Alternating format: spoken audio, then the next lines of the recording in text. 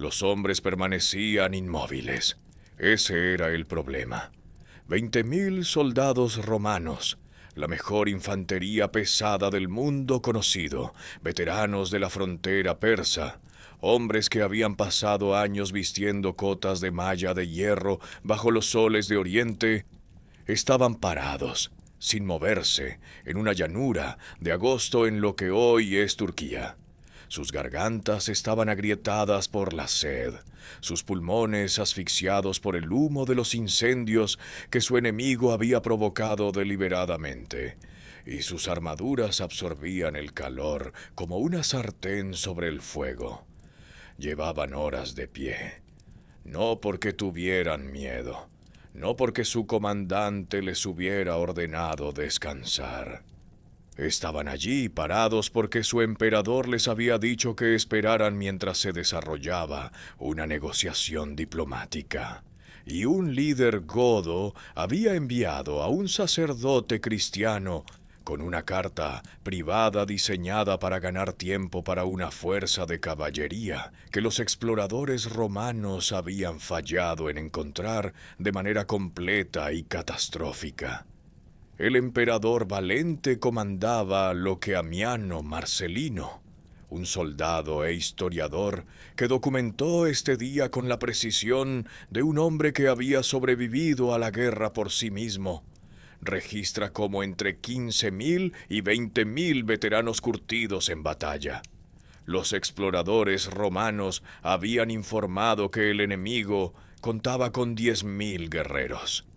Valente había sido advertido 3 veces en los días previos al 9 de agosto de 378, por carta personal, por mensajero, por sus propios generales, de que esperara 3 días más a los refuerzos que harían la victoria matemáticamente inexpugnable. Rechazó las 3 advertencias. Al atardecer, 2/3 de aquel ejército romano estaban muertos. El cuerpo del emperador ardía en una granja en algún lugar de aquella llanura, o yacía pisoteado e irreconocible en el suelo, nunca encontrado, nunca sepultado. Y el mito que había mantenido unido al imperio durante 5 siglos se había hecho añicos en una sola tarde. Pero esto es lo que los historiadores han tenido dificultades para explicar plenamente. Valente no era un hombre temerario, no era impulsivo por naturaleza. Edward Gibbon, basándose en Amiano, resume su carácter con una frase que llega al corazón del misterio. Un ansioso respeto por su seguridad personal era el principio rector de su administración. Un hombre constitucionalmente cauteloso que gobernó cuidadosamente durante 14 años, con refuerzos a pocos días y la victoria cierta al alcance de la mano, eligió atacar solo. Algo se quebró en el juicio de Valente en esas horas finales que fue más allá de la impaciencia, más allá del cálculo militar, entrando en un territorio que las crónicas documentan pero nunca iluminan del todo, que impulsó a un hombre precavido a elegir una batalla que no necesitaba luchar. Es una pregunta que se sitúa en el centro de todo lo que siguió. Descubrirán que la caballería goda que destruyó al ejército romano no estaba escondida ni oculta, simplemente estaba ausente, a kilómetros de distancia, en una operación rutinaria de forrajeo, cuando los exploradores romanos hicieron su recuento. Un fallo que Amiano registra sin una sola explicación de cómo profesionales militares entrenados pasaron por alto a todo un ejército. Descubrirán que Fritigerno, el líder godo que ganó esta batalla, pasó las horas previas a la matanza enviando a un sacerdote cristiano ante Valente con una carta privada alegando un deseo personal de paz, pero incapacidad para controlar a sus propios guerreros. Una pieza de manipulación psicológica tan precisamente calibrada que mantuvo al ejército romano en pie bajo el calor de agosto durante horas leyéndola. y descubrirán que el tratado firmado 4 años después de esta batalla estableció un precedente legal que Roma nunca había fijado en 8 siglos de historia, y que los descendientes directos de los guerreros que aniquilaron al ejército de Valente utilizaron ese precedente para saquear la propia Roma 32 años después. Para entender por qué un emperador cuidadoso ignoró cada advertencia y eligió una batalla que no necesitaba luchar, debemos retroceder 2 años, al momento en que un burócrata romano corrupto vendió niños godos como esclavos y garantizó accidentalmente la destrucción del ejército de campaña romano de Oriente. En el año 376 después de Cristo, el Imperio Romano todavía parecía Roma. Los estandartes de las águilas aún volaban sobre el Danubio.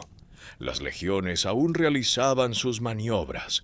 Las ciudades de Oriente, Constantinopla, Antioquía, Alejandría, aún latían con el comercio y la arquitectura de una civilización que se había gobernado a sí misma durante 8 siglos. Pero lo que la arquitectura ocultaba, lo que los estandartes de las águilas oscurecían, era una realidad estructural que los historiadores que estudian finales del siglo IV han llegado a reconocer como la característica definitoria del imperio. Roma había aprendido a parecer fuerte mientras funcionaba sobre cimientos cada vez más frágiles. El ejército era el síntoma más visible. Tras las reformas de Diocleciano y Constantino, el ejército romano se había reorganizado en 2 componentes distintos. Los limitanei eran tropas estáticas de guarnición fronteriza, adecuadas para la seguridad rutinaria de la frontera, pero escasas en calidad.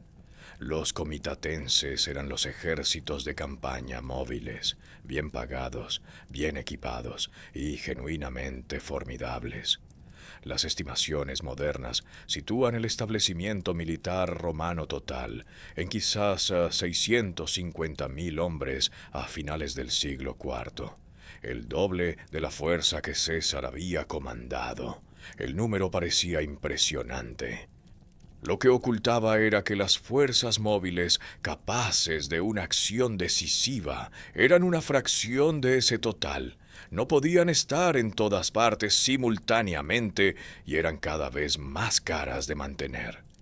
El emperador Valente, que gobernaba la mitad oriental del imperio, desde Constantinopla, desde el 364, se enfrentaba a una versión particular de este problema que su homólogo en Occidente no tenía.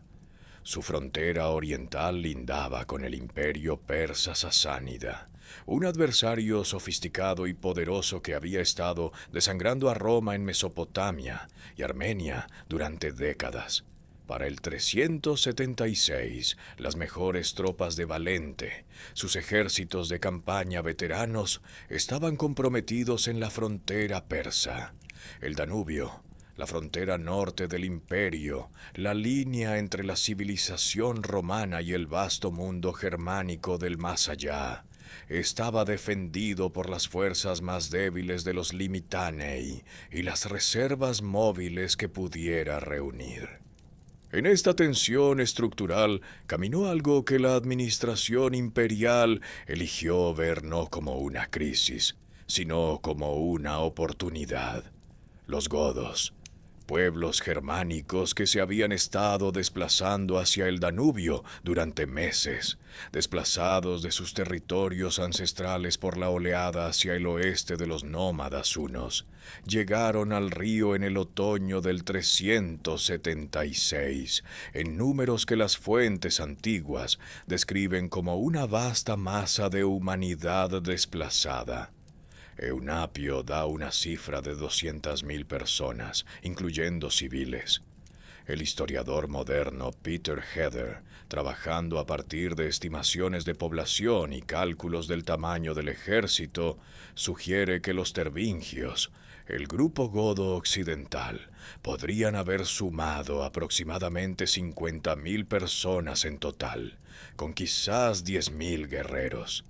La historia antigua de Cambridge sitúa las estimaciones contemporáneas en aproximadamente 90.000 para los grupos godos combinados que buscaban entrada. Sea cual sea el número preciso, la escala era extraordinaria. Valente y su administración, examinando esta situación desde Antioquía, llegaron a una conclusión que el análisis académico de Project Muse sobre este periodo caracteriza con precisión. La petición goda causó más alegría que temor. Aquí había una reserva vasta y sin explotar de mano de obra militar. El tesoro imperial tenía un mecanismo llamado Aurum Tyronicum, un impuesto en oro que los propietarios de tierras romanos podían pagar en lugar de proporcionar reclutas militares.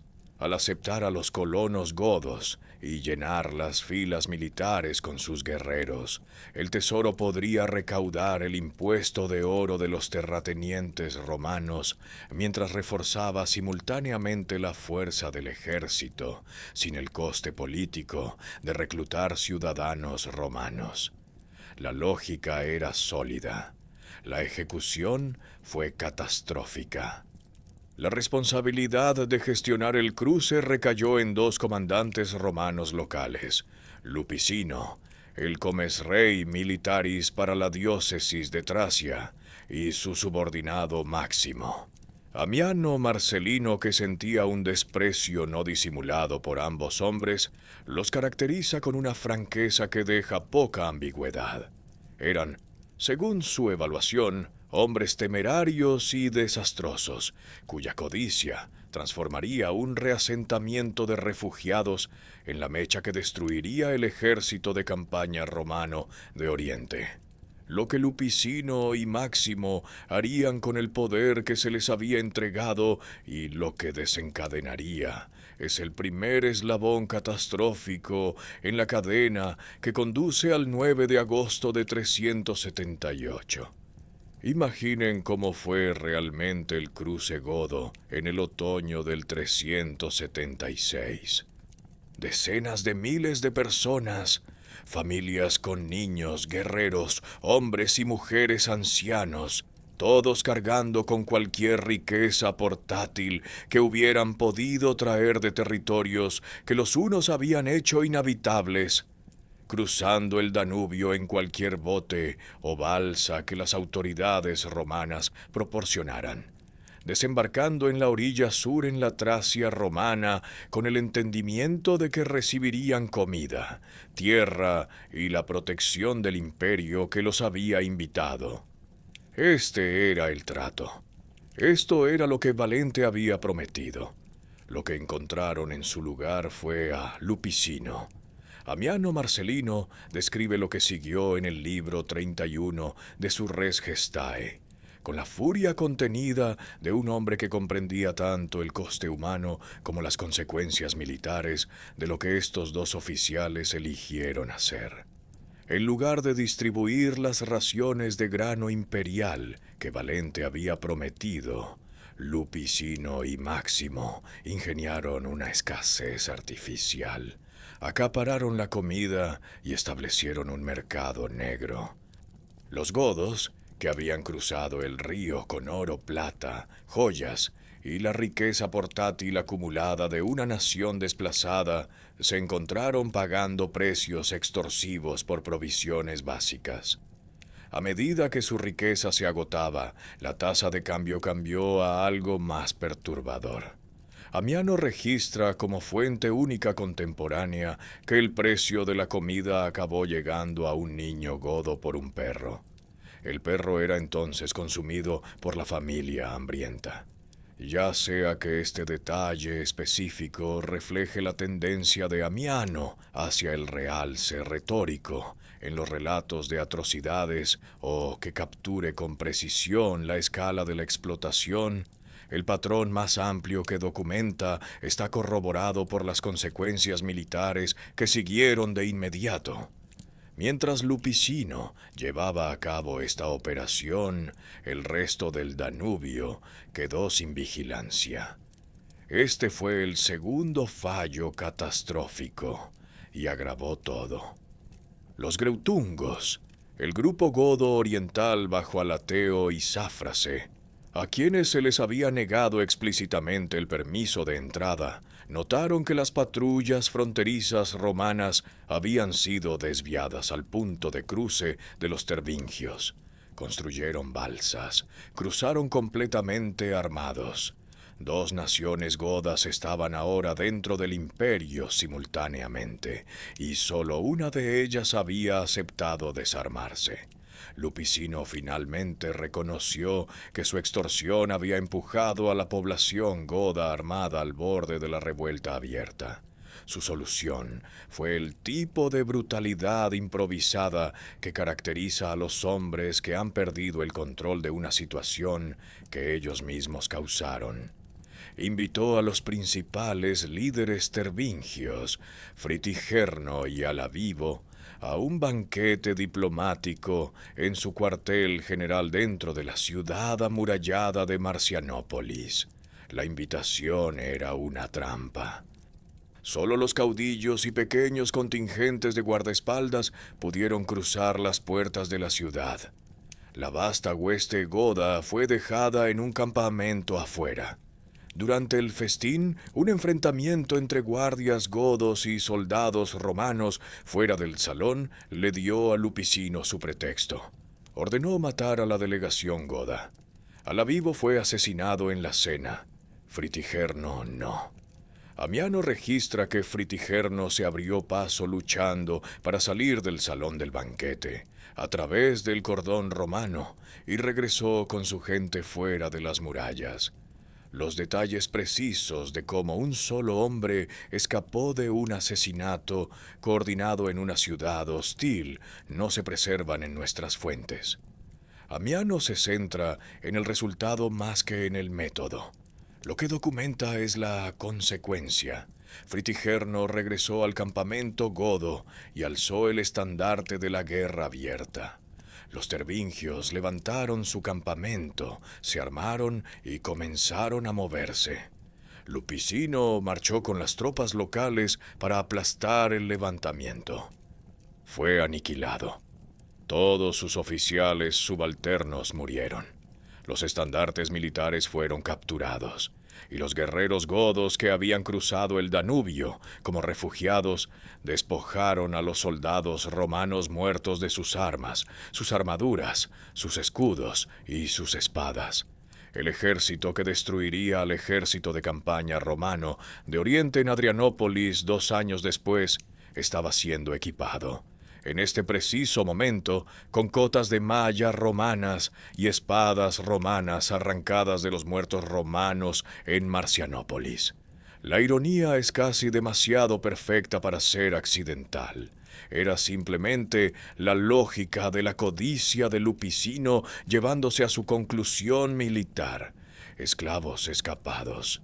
Muchos de ellos godos que habían sido vendidos a la servidumbre romana en décadas anteriores, algunos de ellos antiguos soldados que conocían íntimamente la organización militar romana, comenzaron a encontrar el camino hacia la creciente fuerza de Fritigerno. El campo de Tracia comenzó a arder. Y Fritigerno, que había llegado al Danubio como un jefe refugiado buscando la protección del imperio, se estaba convirtiendo en algo que el imperio nunca tuvo la intención de crear. Un comandante militar sofisticado con conocimiento genuino de las vulnerabilidades romanas, equipado con armas romanas y sin absolutamente nada que perder.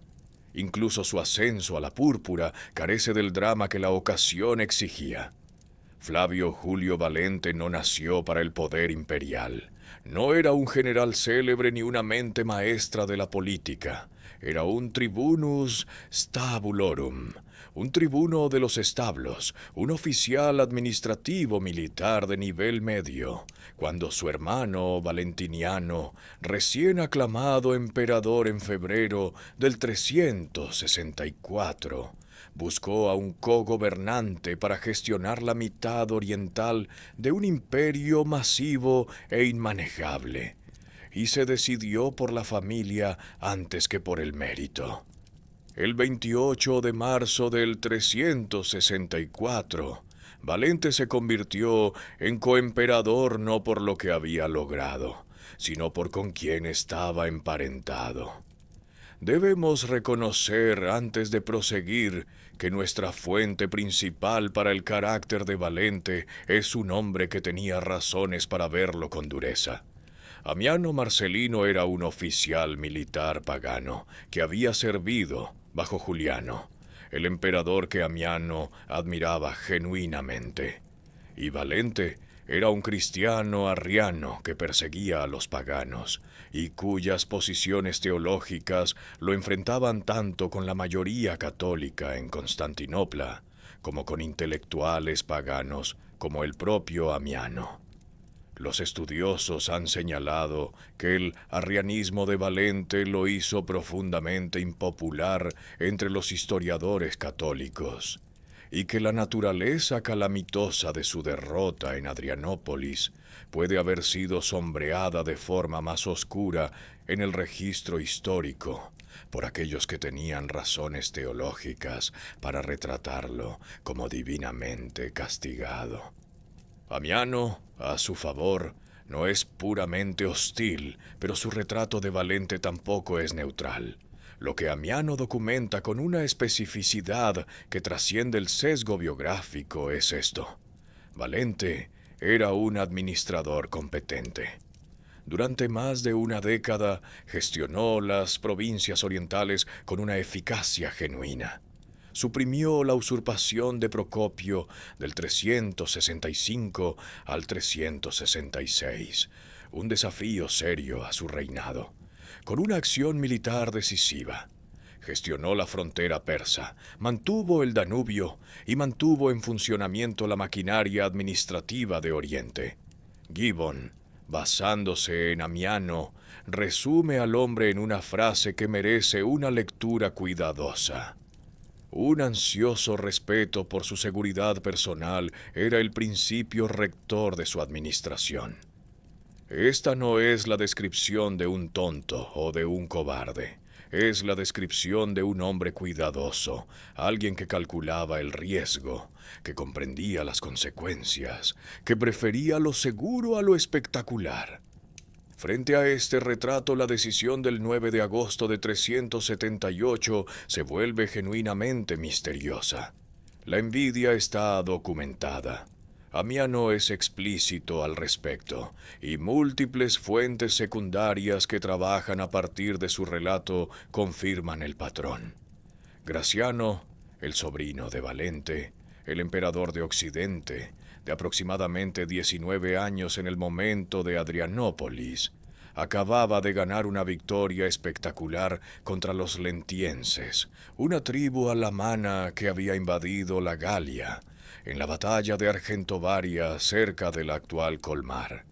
Graciano era popular, joven, militarmente exitoso, y estaba en camino con un ejército que daría a la fuerza romana combinada una superioridad abrumadora sobre la coalición goda. El pueblo de Constantinopla, que había estado viendo a los guerreros godos saquear sus campos durante 2 años, comparaba desfavorablemente a su emperador con este brillante sobrino joven. Amiano registra la humillación pública con la precisión de un cronista que comprendía su peso psicológico. Valente, envejecido y profundamente consciente de su impopularidad, había gobernado con cuidado durante 14 años y no tenía nada que pareciera un triunfo militar glorioso que mostrar. El hombre que podría haber sido cauteloso toda su carrera, que podría haber esperado 3 días más y compartido la victoria con Graciano, no pudo soportar compartirla. Amiano preserva lo que él identifica como la motivación real. Valente estaba ansioso por realizar alguna hazaña gloriosa igual a la de su joven sobrino, consumido por la envidia ante la reputación militar de Graciano. Este es el análisis causal explícito de Amiano, no una especulación interpretativa. El único alejamiento de la cautela de un hombre precavido fue, por casualidad, su última decisión. Hay un detalle más que Amiano registra en la apertura del libro 31 que vale la pena notar antes de continuar, porque conlleva un peso oscuro y particular. En Antioquía, antes de que comenzara la campaña, las multitudes habían empezado a gritar que Valente sea quemado vivo durante los disturbios públicos. Los funcionarios romanos en un momento dado estaban ordenando a los ciudadanos reunir leña para prender fuego a los baños imperiales que Valente había encargado. Amiano, escribiendo con la sensación de que la historia tenía una forma predeterminada, señaló que esto, casi en lenguaje claro, mostraba que este tipo de muerte le amenazaba. Ya sea que ese destino específico aguardara o no a Valente el 9 de agosto, y volveremos a esa incertidumbre, el hombre cuidadoso que había pasado su reinado en una ansiosa autoprotección marchaba hacia una llanura donde los cálculos meticulosos que lo habían sostenido durante 14 años estaban a punto de fallar todos a la vez. La frase entró en la historia ante las murallas de Adrianópolis en el 376, cuando los guerreros de Fritigerno pasaron un día infructuoso lanzándose contra fortificaciones que carecían del conocimiento de ingeniería para romper. Reunió a sus frustrados comandantes después y pronunció un juicio que fue, para un líder militar, una evaluación notablemente honesta de sus propias limitaciones. Mantenía la paz con los muros. Su gente no podía tomar ciudades fortificadas. Deberían dejar de intentarlo. El campo abierto era suyo. Los muros pertenecían a Roma. Lo que hace que esta frase valga la pena notar al principio es lo que revela sobre el hombre que la dijo. Fritigerno era un jefe godo tervingio que ya había tenido más exposición al poder romano y al pensamiento romano que casi cualquier líder godo de su generación. Previamente había apelado al emperador Valente para obtener asistencia militar en un conflicto civil dentro de la sociedad goda, un intento de apoyo romano contra el rey rival Atanarico. Se había convertido, según el relato de la Enciclopedia de la Historia del Mundo, basado en fuentes antiguas, al cristianismo arriano, alineándose deliberadamente con la propia posición teológica de Valente en un gesto de inteligencia diplomática que pagó dividendos inmediatos en acceso y credibilidad. Entendía a los romanos. Y después de Marcianópolis, después del banquete donde Alavivo fue asesinado y él luchó para liberarse, comprendió qué tipo de guerra estaba librando ahora y qué tipo de guerra podía ganar. Los 2 años entre Marcianópolis y Adrianópolis fueron la educación de Fritigerno en la vulnerabilidad militar romana. No podía tomar ciudades, pero podía hacer algo casi tan valioso estratégicamente. Podía convertir el campo abierto de Tracia en una zona donde la autoridad romana no existiera. Sus guerreros se dispersaron en bandas de asalto móviles, atacando villas romanas, destruyendo la infraestructura agrícola y saqueando la riqueza acumulada de una de las provincias agrícolas más ricas del imperio. Los esclavos romanos, muchos de ellos godos vendidos como siervos en décadas anteriores, escaparon de sus amos y trajeron consigo conocimientos detallados de la logística romana, las rutas de suministro y la ubicación de almacenes ocultos de comida y armas. Para el 377, Fritigerno incluso había contratado bandas de mercenarios de hunos y alanos, pagándoles con el botín. Una inversión notable de la situación que había llevado a su pueblo al Danubio en primer lugar. La batalla de Ad-Salices, conocida en la historia como la batalla de los Sauces, librada en el verano del 377, demostró tanto las fortalezas como las limitaciones de Fritigerno. Una fuerza romana combinada bajo el general franco Ricomero se enfrentó al ejército de Fritigerno en un combate de infantería de un día de duración que la Warfare History Network describe como un estancamiento horrible y demoledor desde el amanecer hasta el anochecer. Ningún bando logró una ruptura táctica, pero el resultado estratégico favoreció decisivamente a los godos. Los romanos sufrieron suficientes bajas como para abandonar su estrategia de contención geográfica, y los godos mantuvieron el campo, mantuvieron su movilidad y siguieron despojando al territorio de todo lo que Roma necesitaba para suministrar y reforzar la frontera. Entonces llegó Sebastianus y un problema. El general romano nombrado para reorganizar los ejércitos en Tracia trajo consigo una estrategia que amenazaba con funcionar. Pequeños equipos de asalto móviles que operaban de noche, emboscando a partidas de forrajeo godas aisladas, destruyendo lentamente el fundamento logístico de Fritigerno. Amiano registra que el botín que Sebastianus trajo de vuelta a Adrianópolis era demasiado para que la ciudad lo albergara. Estaba funcionando. Fritigerno respondió consolidando sus fuerzas dispersas, pero ahora se enfrentaba a una trampa estratégica.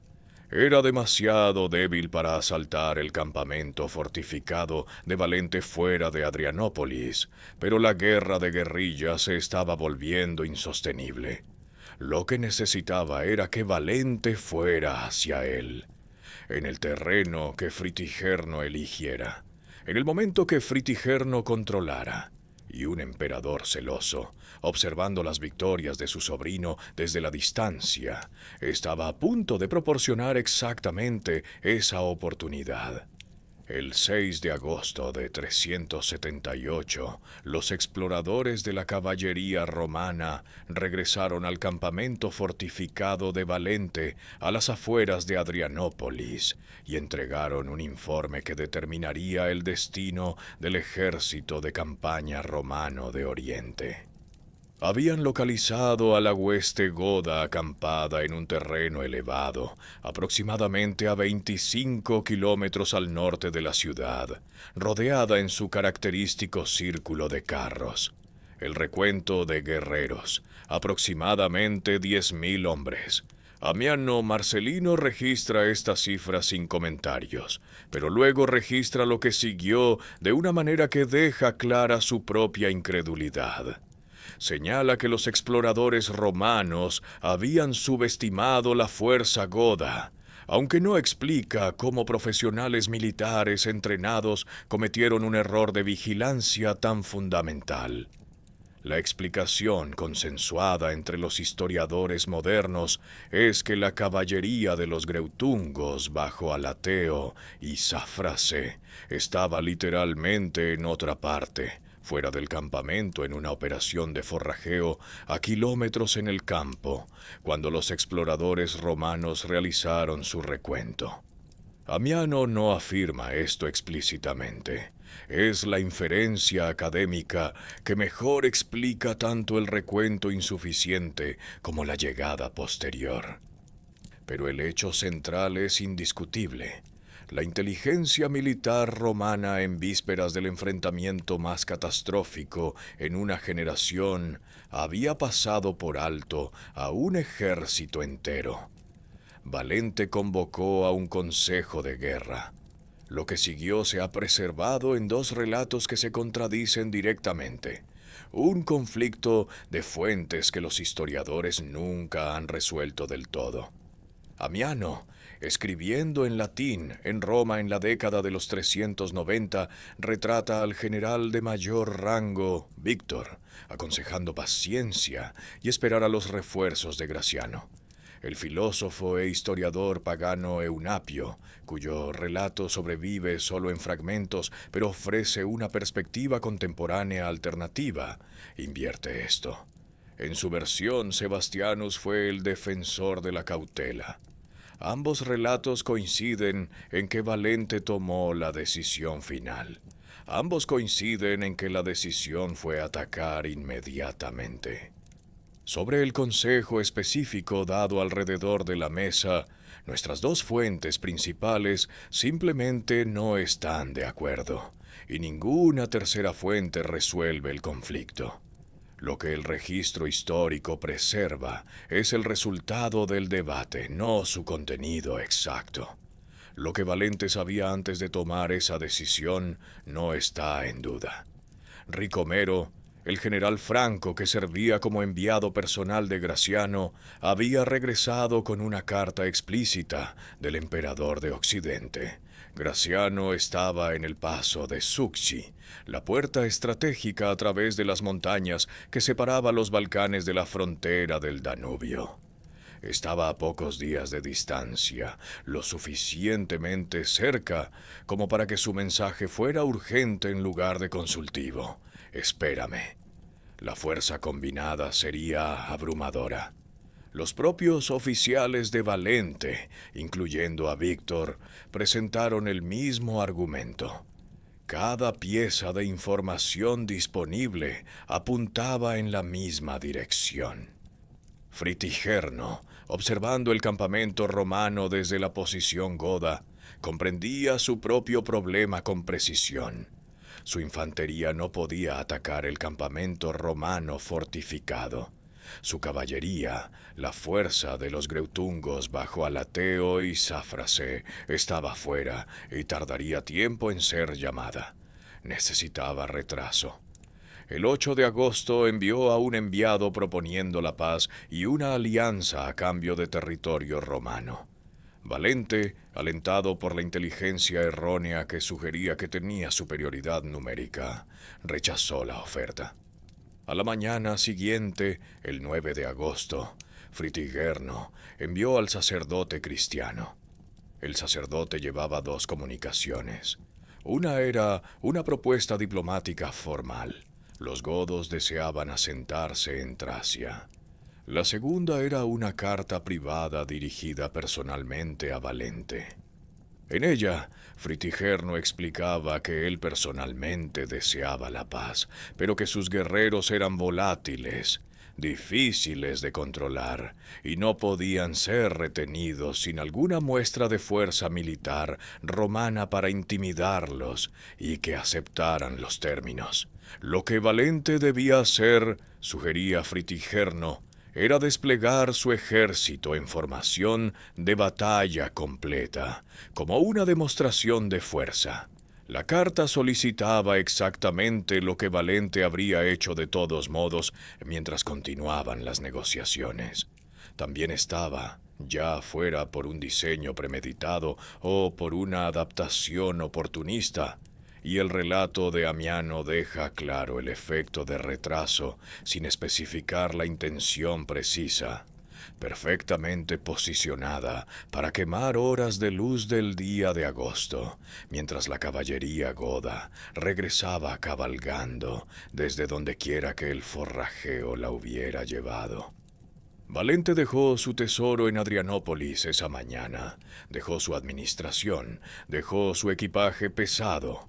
No planeaba regresar antes del anochecer con nada que no fuera una victoria. Marchó con su ejército 8 millas al norte hacia el campamento godo en la colina.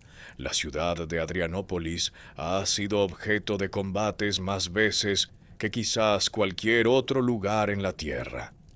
El historiador John Keegan, en su estudio de la historia de la guerra, Señaló que se sabe que al menos 15 o 16 batallas o sitios importantes han tenido lugar en sus proximidades entre un choque de la Guerra Civil Romana en el año 323 de Cristo y las guerras balcánicas de 1913.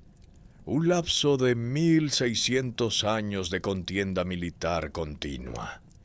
Keegan explicó el patrón con una precisión característica. No era la riqueza o la población de la ciudad lo que la convertía en un epicentro perpetuo de violencia, sino su geografía. Adrianópolis se sitúa en la principal ruta de invasión desde los Balcanes hacia el Bósforo y Constantinopla.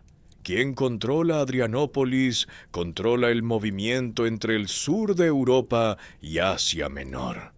Las llanuras a su alrededor han bebido sangre a lo largo de 16 siglos porque la geografía, a diferencia de la política, no cambia.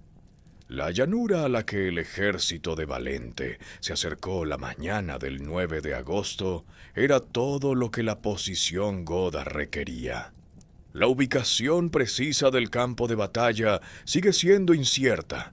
La erudición moderna ha identificado 3 sitios candidatos, todos al norte de la ciudad, y ninguna excavación arqueológica ha confirmado definitivamente ninguno de ellos. En lo que coinciden las fuentes antiguas es en la topografía esencial, una colina baja que se eleva sobre el terreno circundante, con el círculo de carros godo posicionado en su cima. La elevación daba a los arqueros e infantería godos una ventaja de alcance y altura. Hacía que la aproximación romana fuera cuesta arriba. Le daba al carrago, el fuerte de carros, el carácter de una fortificación en la cima de una colina más que de un campamento de campaña. Antes de que llegara el ejército de Valente, Fritigerno ordenó prender fuego a los campos circundantes. Agosto, en lo que hoy es la Turquía europea, es brutalmente seco, y los matorrales y la hierba seca se prendieron y ardieron libremente. Amiano Marcelino registra los incendios explícitamente. Su propósito era triple. El humo reducía la visibilidad romana y el conocimiento de la situación. El calor adicional alrededor de hombres que ya vestían cotas de malla de hierro y armaduras de escamas bajo el sol de agosto aceleraba la deshidratación y el agotamiento. Y el efecto psicológico de marchar hacia el fuego a través del humo añadía otra capa de estrés a unos soldados que ya llevaban en pie desde temprano por la mañana. Los romanos llegaron alrededor de la 8ª hora, aproximadamente las 2 de la tarde. Habían marchado 8 millas sin comida ni agua, con la armadura completa, a través del humo, bajo un sol que el relato de Amiano sugiere que estaba en su punto más castigador. Warfare History Network, basándose en fuentes antiguas, describe su condición a la llegada como de severa degradación física. La fuerza de infantería pesada más grande del mundo conocido llegó a la posición goda ya comprometida, no por la fuerza de su enemigo, sino por la decisión de su propio emperador de marchar 8 millas y luchar el mismo día. El despliegue que siguió fue incompleto. Este detalle en el relato de Amiano es uno de los más significativos tácticamente en toda su narrativa de la batalla. La doctrina romana requería un despliegue deliberado y organizado desde la columna de marcha a la línea de batalla. Una maniobra compleja que llevaba tiempo y exigía disciplina. Amiano registra explícitamente que cuando comenzó la batalla, la columna de retaguardia romana todavía estaba llegando al campo. El ejército que Valente pretendía desplegar en 3 líneas organizadas, infantería en el centro, alas de caballería, todavía se estaba colocando en posición cuando todo se desmoronó. El círculo de carros godos se asentaba en la colina sobre ellos. Los fuegos ardían. La carta del sacerdote todavía estaba siendo procesada a través de los canales diplomáticos romanos. Y los soldados romanos, a quienes se les había prometido una batalla contra 10.000 guerreros, estaban descubriendo que la llanura a su alrededor se sentía más grande, más vacía y más incierta de lo que su inteligencia había sugerido que sería. La batalla de Adrianópolis comenzó no con un decreto imperial, no con una señal de trompeta, no con la orden deliberada de un comandante romano calculando el momento. Comenzó con un error. Bacurio el Ibérico fue el oficial responsable.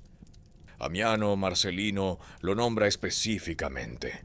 Un detalle que sugiere precisión histórica más que conveniencia literaria, ya que no había razón para inventar un nombre para un episodio que finalmente resultó vergonzoso. Bacurio era un príncipe ibérico, un hombre de lo que hoy es el país de Georgia, que servía en el ejército romano al mando de los arqueros de escudo, Sholae, una de las unidades de caballería más prestigiosas de todo el orden de batalla romano, el brazo montado de la Guardia Imperial. En otras palabras, no era un oficial subalterno actuando impulsivamente en un momento de confusión. Era un comandante veterano de tropas de élite que atacó la posición goda mientras el intercambio diplomático aún estaba oficialmente en curso. Ricomero, el enviado personal de Graciano, había estado cruzando el terreno abierto entre los dos ejércitos, solo, desarmado, sirviendo como rehén romano para garantizar la buena fe durante las negociaciones. Todavía estaba en movimiento hacia las líneas godas cuando Bacurio lideró a sus arqueros de escudo hacia adelante al galope. Una segunda unidad de caballería, no nombrada por Amiano, la siguió casi de inmediato. Ambas cargas se dirigieron hacia el círculo de carros godo en la colina. Ambas fueron repelidas. La infantería goda que defendía desde detrás de la barrera de carros utilizó lo que el relato de Amiano implica que fue una respuesta defensiva coordinada. Flechas, jabalinas y piedras lanzadas desde la posición elevada, concentradas en la caballería romana mientras subía la colina. El impulso de ambas cargas se rompió. Los diplomáticos se dispersaron, y el emperador Valente, observando desde el centro romano cómo su situación cuidadosamente gestionada se desintegraba, se enfrentó a la realidad de que ya no tenía la opción de tomar decisiones controladas. La batalla había comenzado, la hubiera ordenado él o no. Ordenó un avance general. Amiano registra esta decisión con una frase que conlleva un enorme peso histórico. Valente ordenó el ataque total a pesar de que su infantería no estaba completamente preparada. La columna de retaguardia todavía estaba marchando hacia el campo.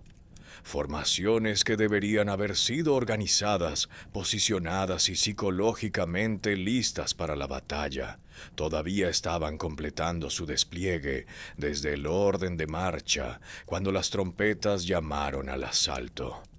Lo que siguió desafió la lógica física de la situación. La infantería pesada romana, exhausta, sedienta, luchando cuesta arriba a través del humo contra defensores tras una barrera de carros, actuó con la disciplina de profesionales que habían pasado sus carreras entrenando para exactamente este tipo de enfrentamiento. Empujaron a la infantería goda hacia atrás. El ala izquierda de la línea romana, avanzando con particular fuerza, llegó al perímetro exterior del propio círculo de carros.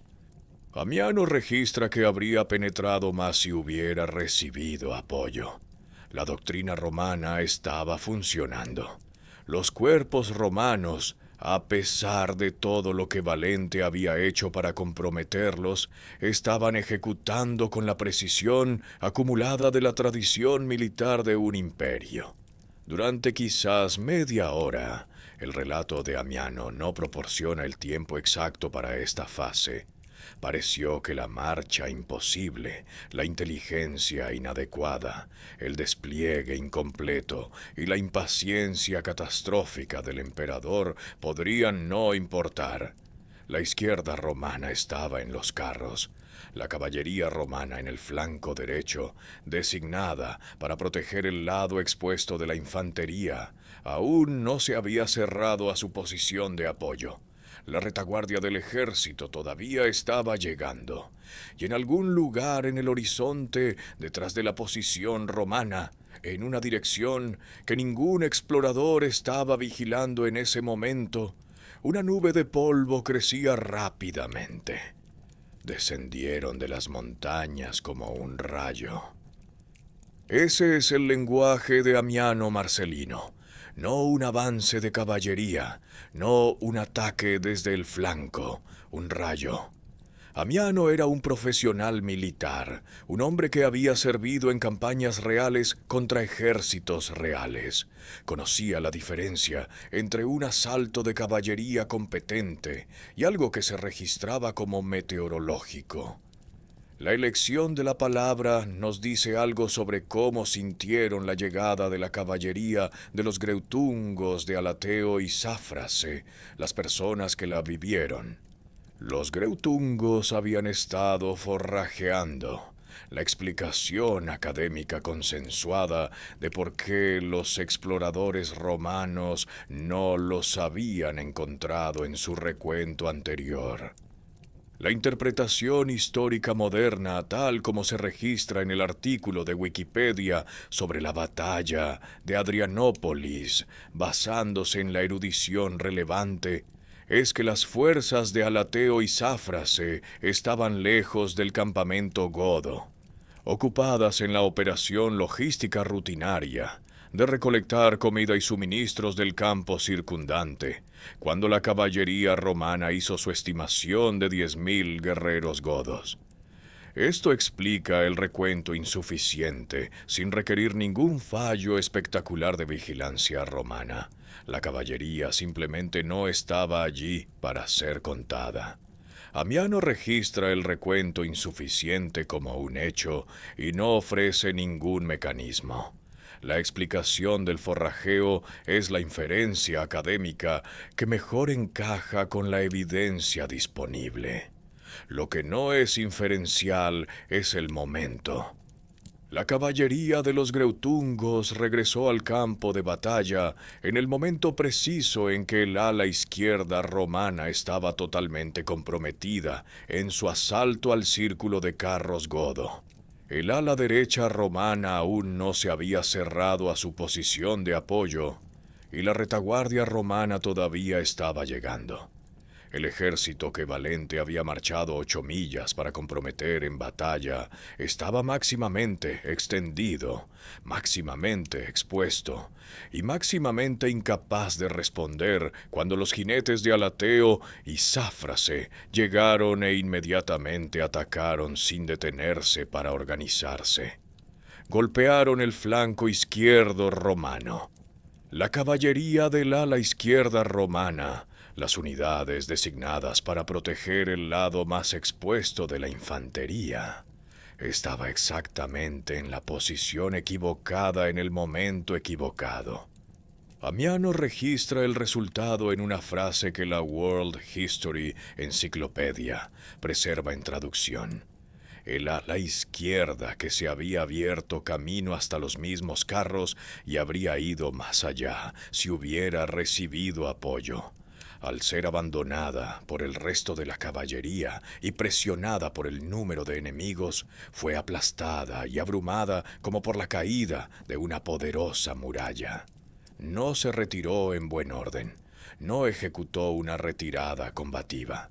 Huyó del campo de batalla por completo, dejando a la infantería romana que había estado avanzando tan eficazmente momentos antes, completamente desnuda, en su lado más vulnerable. La caballería alana que acompañaba a los greutungos añadió otra dimensión al asalto. Amiano nota su presencia en la fuerza de los greutungos, jinetes de las estepas de origen iraní, cuyas técnicas de equitación y tiro con arco eran distintas de los estándares godos, lo que daba al asalto de flanqueo una calidad de armas combinadas para la que la doctrina romana no se había preparado. Aquí es donde comienza el largo argumento historiográfico, y el guión debe ser honesto al respecto. Charles Oman, escribiendo en 1885, interpretó este momento como la prueba decisiva de que la caballería goda había destrozado la supremacía de la infantería romana, anunciando 1000 años de dominio de guerreros montados y el surgimiento eventual del caballero medieval. La frase del rayo se convirtió en el influyente relato de Oman, en el sonido de una nueva era comenzando. T.S. Burns, en una reevaluación académica de 1973, desafió esta lectura directamente. El ejército godo era principalmente infantería, no caballería. Valente pudo haber tenido números de caballería comparables o mayores, y la batalla se decidió no por la superioridad montada goda, sino por el fracaso táctico romano, el agotamiento y el momento inoportuno específico del regreso de los greutungos. Los historiadores militares modernos siguen en gran medida a Burns. La infantería romana no quedó obsoleta el 9 de agosto. Fue traicionada por un fallo de inteligencia, por un compromiso físico y por la impaciencia de un emperador, y luego abandonada por la caballería que se suponía debía protegerla.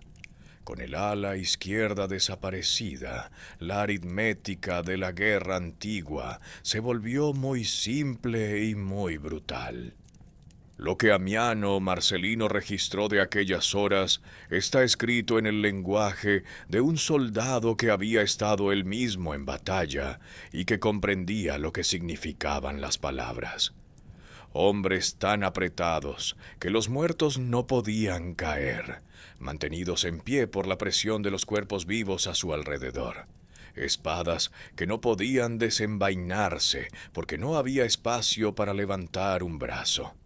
El calor, que había sido castigador desde la mañana, convirtiéndose en algo totalmente distinto dentro de una masa de cuerpos, generando su propia energía térmica bajo el cielo de agosto. Y debajo de todo, siempre la sed, porque estos hombres no habían bebido nada desde el campamento en Adrianópolis, que estaba a 8 millas de distancia, lo cual bien podrían haber sido 800. El cerco fue cuestión de minutos una vez que la caballería del ala izquierda huyó. Con el flanco romano desprotegido, los jinetes de los greutungos giraron hacia adentro. La respuesta natural de la caballería ante una formación de infantería expuesta.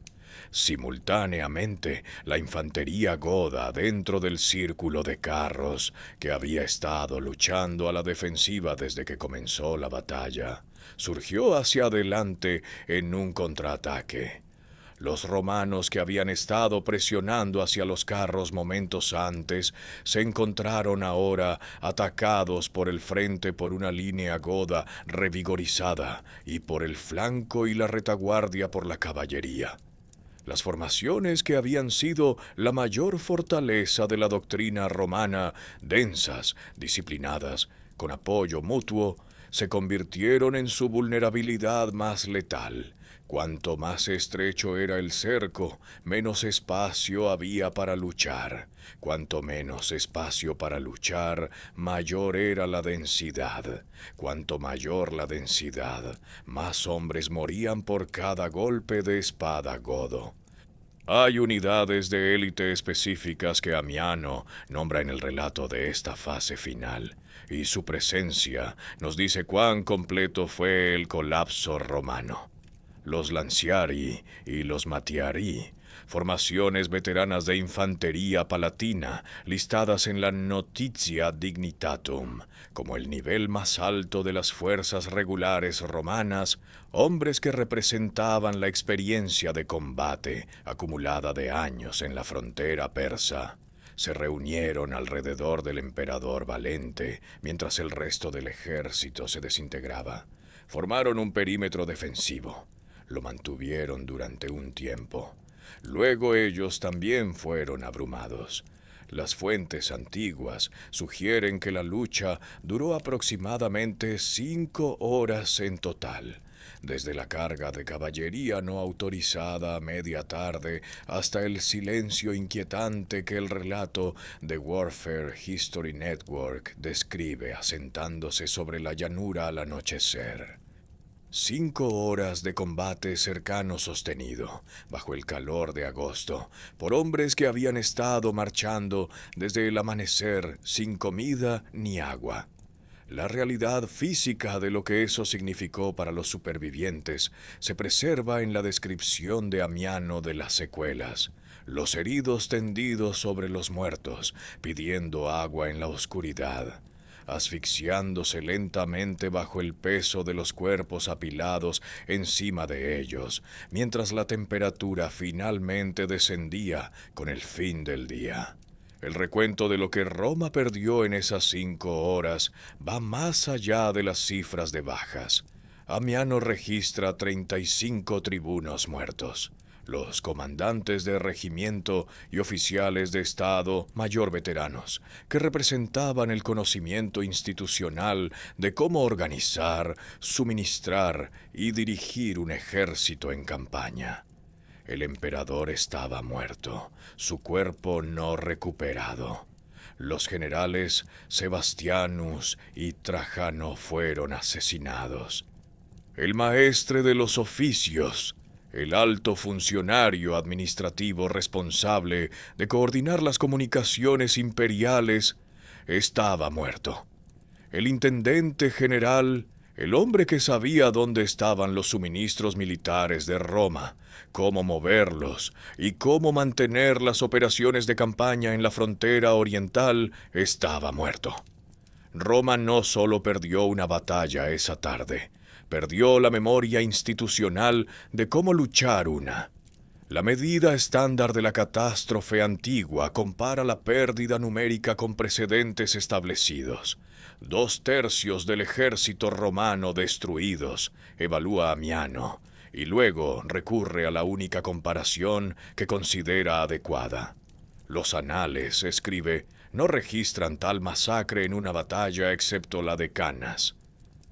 Canas, donde Aníbal mató a 50.000 romanos en una sola tarde en el 216 a.C. La comparación no era retórica. Era el juicio profesional militar de Amiano que el 9 de agosto de 378 era el segundo peor día en la historia de las armas romanas. Tenía razón. El emperador romano de Oriente murió el 9 de agosto de 378. En eso, la historia es segura. Todo lo demás, ¿dónde precisamente? ¿Cómo? ¿En compañía de quién? Si sabía quién era. Es una de las preguntas más genuinamente no resueltas en la historia de la antigüedad tardía, preservada en 2 relatos que el propio Amiano Marcelino registra sin elegir entre ellos. El primer relato es el más probable. Amiano escribe con el lenguaje medido de un hombre que informa lo que la mayoría de los participantes creían.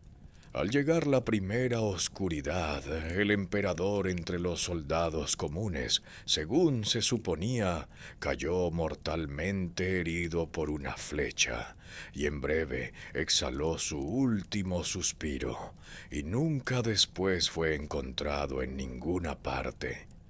En esta versión, Valente murió de forma anónima en la bolsa de Matanza. Su cuerpo, indistinguible de los miles de soldados romanos corrientes que murieron a su alrededor. Sus insignias imperiales despojadas por los carroñeros, su rostro no reconocido en el caos y la oscuridad.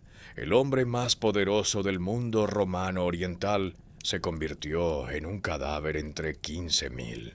Su cuerpo fue pisoteado en el suelo, nunca identificado, nunca reclamado, nunca sepultado. El primer emperador romano muerto en batalla contra enemigos extranjeros desde que Decio cayó en la batalla de Abrito en el 251, 127 años antes, no recibió ceremonia, ni tumba, ni lugar de descanso final confirmado. Yace en algún lugar de los campos al norte de la moderna Edirne, Turquía. Nunca lo encontraremos.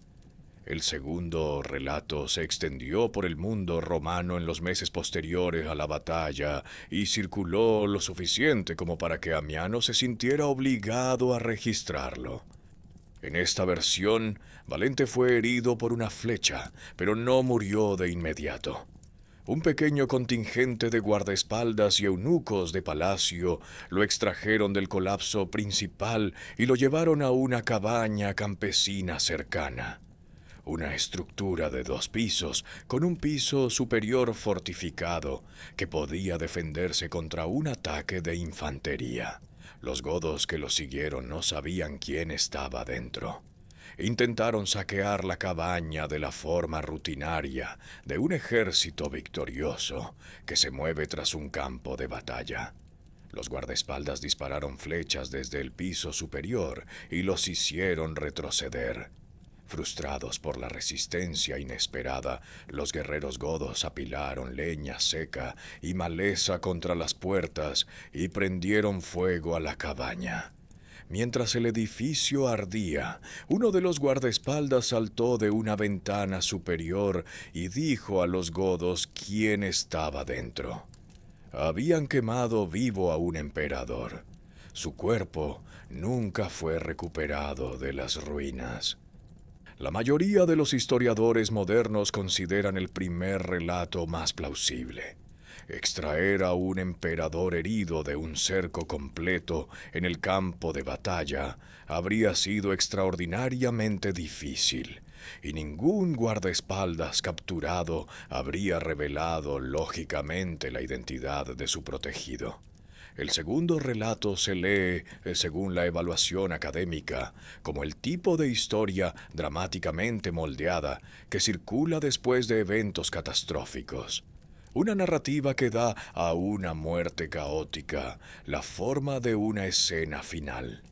Pero el propio Amiano, al registrar ambos relatos, nota algo que claramente encontró lo suficientemente significativo como para incluirlo. Antes de la campaña, en la ciudad de Antioquía, las multitudes durante los disturbios públicos habían estado gritando que Valente sea quemado vivo. Los funcionarios romanos habían estado en ocasiones ordenando a la gente reunir leña para prender fuego a los baños imperiales que Valente había encargado. Amiano escribe que esto, casi en lenguaje claro, mostraba que este tipo de muerte le amenaba. Sea cierta o no la historia del incendio, Amiano preservó la ironía porque pensó que pertenecía al registro histórico. El hombre cuyos súbditos habían deseado que fuera quemado murió, en el relato más difundido de su muerte, en un incendio. La historia preservó su decisión. No pudo preservar su cuerpo. El emperador cuidadoso que había pasado 14 años gobernando con ansioso respeto por su seguridad personal murió sin certeza personal, no en la victoria, no en la derrota, sino en una oscuridad que nunca se ha levantado por completo. El amanecer del 10 de agosto reveló una llanura que las fuentes antiguas, procesando el impacto para llegar a la descripción, solo podían medir contra el precedente más extremo en la memoria romana. Amiano Marcelino escribió que los anales no registraban tal masacre excepto en Canas. Canas, donde Aníbal había matado a 50.000 romanos en una sola tarde en el 216 a.C., donde los senadores en Roma se habían quitado sus anillos y los habían vertido en un montón en el suelo de la tesorería cartaginesa. Esa fue la escala de comparación a la que recurrió Amiano, y él era un soldado profesional que había visto la guerra. No exageraba por efecto. Estaba situando el 9 de agosto en el único contexto histórico lo suficientemente grande para contenerlo. Las cifras reunidas a partir del relato de Amiano y el consenso académico moderno que trabaja hacia atrás desde ellas son estas. 2/3 del ejército romano comprometido en la batalla estaban muertos. Trabajando a partir de la estimación moderna de 15.000 a 20.000 tropas romanas en Adrianópolis, derivada a su vez del análisis de Warren Treadgold sobre la fuerza del ejército romano, tardío y ajustada a la baja por las unidades retenidas para proteger Adrianópolis y otras posiciones amenazadas. Esa fracción se traduce en algún lugar entre 10.000 y 13.000 soldados romanos yaciendo en la llanura al norte de la ciudad. 35 tribunos muertos, 2 generales de alto rango fallecidos, el maestre de los oficios y el intendente general desaparecidos, el cuerpo del emperador no recuperado. La estructura institucional del mando de campaña del ejército romano oriental había sido, en una sola tarde, funcionalmente decapitada. La reacción goda ante su propia victoria ilustra, con cierta ironía histórica, los límites de lo que habían logrado. Fritigerno movió sus fuerzas hacia Adrianópolis el día después de la batalla, la ciudad donde Valente había dejado su tesoro, su administración, sus estandartes imperiales, la infraestructura del gobierno romano de Oriente. Los godos no pudieron tomarla. Los muros que habían sido irrelevantes para la batalla fueron totalmente relevantes para el asedio. Y los godos carecían de armas de asedio, de conocimientos de ingeniería de asedio y de la capacidad logística para sostener una inversión prolongada de una ciudad fortificada. Fritigerno, fiel al principio que había articulado años antes, aconsejó a su gente que la dejaran en paz. Sus guerreros, animados por la mayor victoria militar que su generación había visto jamás, se negaron a escuchar. Pasaron un día en asaltos infructuosos contra las murallas y no lograron nada. La ciudad resistió. El tesoro y la administración imperial sobrevivieron. Todo lo que la batalla no había destruido, los muros lo protegieron. Desde Adrianópolis, la coalición goda se movió hacia la propia Constantinopla, la capital del Imperio Romano de Oriente, la ciudad que Valente había dejado meses antes. Llegaron a sus alrededores, tampoco pudieron romper sus murallas. El imperio que había perdido su ejército de campaña aún tenía sus fortificaciones, y las fortificaciones, como Fritigerno había comprendido desde el 376, eran algo que su pueblo nunca había aprendido a superar. La reacción del resto del mundo romano ante las noticias de Adrianópolis fue documentada por contemporáneos como algo cercano al terror civilizatorio. San Ambrosio, obispo de Milán y uno de los pensadores cristianos más influyentes del siglo IV, escribió en un lenguaje que reflejaba el impacto psicológico colectivo de una civilización que había creído, en algún nivel, en su propia invencibilidad. La batalla, escribió, marcó el fin de la humanidad y el fin del mundo. No el fin de una dinastía, no el fin de una campaña, no el fin de un reinado. el fin del mundo. El mito de la supremacía militar romana, que había sido el fundamento ideológico de la autoridad del imperio sobre 100 pueblos sometidos durante 5 siglos, se había hecho añicos en 5 horas en una llanura en Tracia. Mientras tanto, el Magister Militum Julio, el alto comandante militar de Oriente que ahora funcionaba sin un emperador, tomó una decisión que documentó el pánico de las secuelas inmediatas con más precisión que cualquier respuesta retórica. Temía que los soldados godos que ya servían dentro del imperio, integrados en unidades militares romanas en todos los territorios de Oriente, se enteraran de Adrianópolis y desertaran hacia Fritigerno. Hizo que los atrajeran en pequeños grupos y los masacraran. Se corrió la voz. Las poblaciones civiles godas en Asia Menor se amotinaron.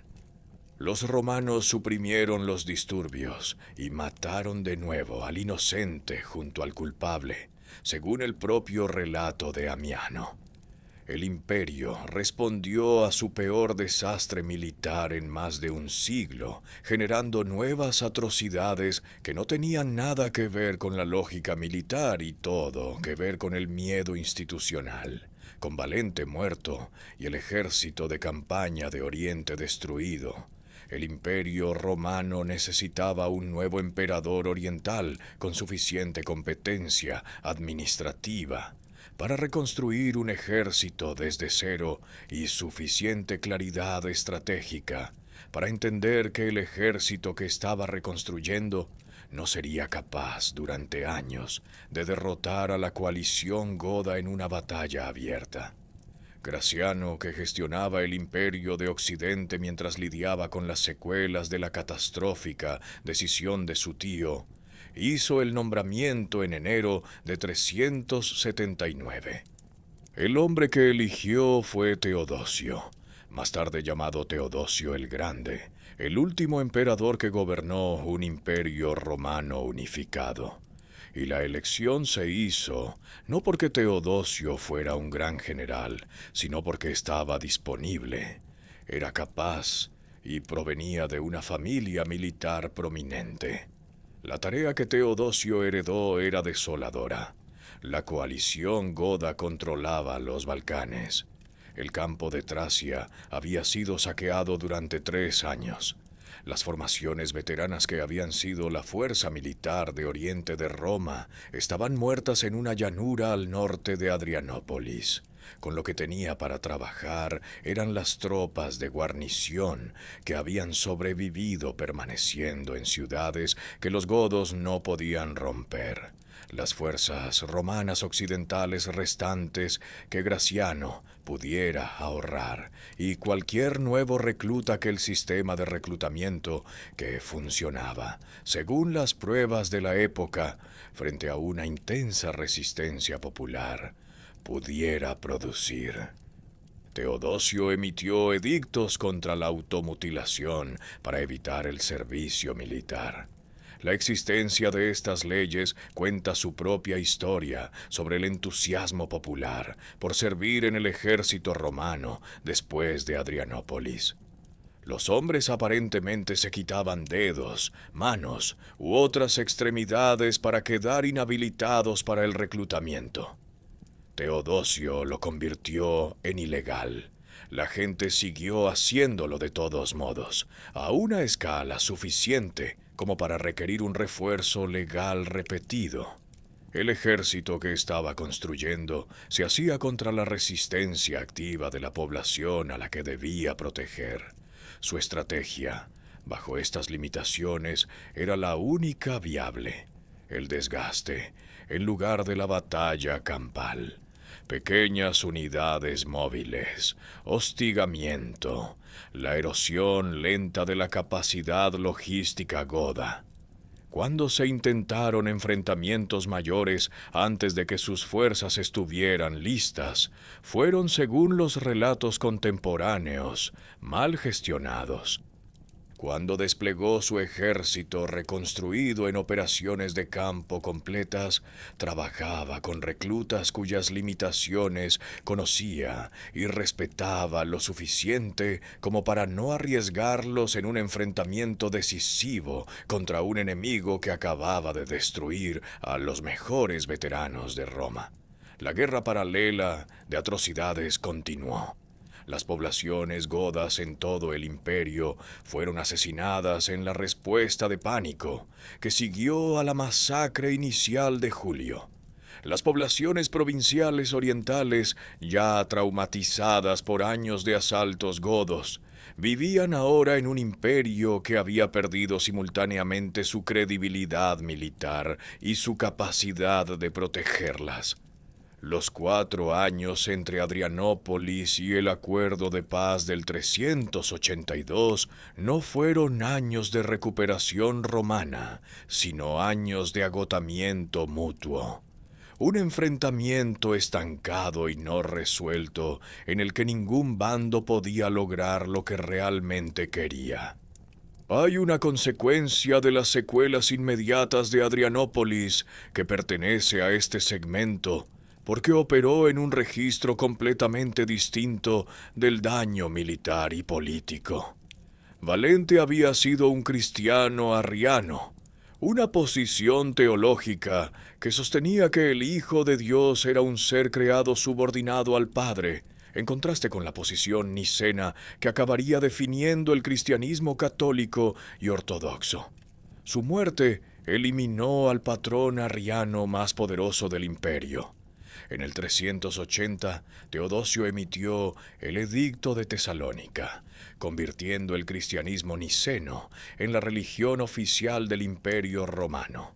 La historia teológica de la civilización occidental, católica, protestante, ortodoxa y cada tradición que descendió de la formulación nicena, corre a través de una cadena de consecuencias que incluye una flecha el 9 de agosto de 378. La caballería goda que llegó del campo no tenía la intención de resolver una controversia teológica. La historia no pregunta por las intenciones. 8 siglos de historia romana habían establecido un principio fundamental sobre los pueblos bárbaros que se asentaban dentro de las fronteras imperiales. Se convertían en romanos. Adoptaban la ley romana, las costumbres romanas, las estructuras administrativas romanas, la lealtad política romana. El proceso era imperfecto, desigual y a menudo coercitivo. Pero el punto final era la asimilación, la absorción, la disolución de la identidad separada en el conjunto romano más amplio. Había funcionado más o menos durante 800 años. El tratado firmado el 3 de octubre de 382, 4 años después de Adrianópolis, mediado por los generales Ricomero y Saturnino, negociando por Roma, abandonó ese principio por completo, por primera vez en la historia del Estado romano. Los visigodos recibieron tierras en Tracia. Esto por sí solo no era algo sin precedentes. Ya se habían colocado colonos godos en territorio romano antes bajo arreglos de foederati. Lo que no tenía precedentes era todo lo demás. Conservaron sus propios reyes, gobernando con autonomía interna. Mantuvieron sus propias leyes, conservaron sus armas. Debían servicio militar a Roma cuando se les llamara. No debían nada más. Ningún impuesto, ninguna jurisdicción legal romana sobre asuntos internos, ninguna presión hacia la asimilación, una nación soberana y armada dentro de las fronteras del Imperio Romano, gobernada por su propio liderazgo, vinculada solo por la obligación de luchar cuando Roma lo pidiera. El análisis académico de Project Muse sobre este periodo enmarca la decisión de Teodosio con la precisión adecuada. Reconoció la futilidad de la confrontación militar contra los invasores y aceptó los únicos términos que los godos aceptarían. Esto no fue magnanimidad o previsión, fue el reconocimiento de una realidad militar. El ejército reconstruido de Roma no podía todavía derrotar a la coalición goda. Los godos querían un asentamiento permanente más que una guerra continua. El tratado dio a cada bando lo que más urgentemente necesitaba. No le dio a Roma lo que siempre había requerido, la absorción final de los colonos en la población imperial. El mecanismo por el cual este precedente se volvió catastrófico requiere un nombre y aproximadamente 30 años. Alarico era un noble visigodo, nacido aproximadamente en el año 370 después de Cristo. Un niño de la generación que creció dentro del Imperio Romano, bajo el marco del Tratado del 382, en la comunidad visigoda asentada en Tracia. Sirvió en el ejército romano. Los foederati, godos bajo el mando romano, era la disposición central del tratado, y la carrera temprana de Alarico siguió ese camino. Cuando los emperadores romanos fallaron repetidamente en pagar las obligaciones financieras a los foederati godos que el tratado requería, cuando los soldados godos fueron desplegados en las situaciones más peligrosas y sus pérdidas fueron ignoradas, cuando las promesas políticas hechas a Alarico personalmente fueron rotas múltiples veces por múltiples administraciones, Alarico tenía un marco legal y una comunidad armada de la cual echar mano. El 24 de agosto del año 410 después de Cristo, 32 años después de Adrianópolis, 623 años después de la fundación tradicional de la ciudad, los visigodos de Alarico entraron en Roma. La ciudad eterna fue saqueada por primera vez en 8 siglos. San Jerónimo, escribiendo desde Belén, describió la noticia como algo que le llegaba como un rayo. La ciudad que había conquistado el mundo había sido ella misma conquistada. Los godos que caminaron a través de las puertas de Roma eran los nietos de los guerreros que habían estado en el círculo de carros godo en la colina al norte de Adrianópolis y habían observado la tormenta de caballería que llegaba del campo.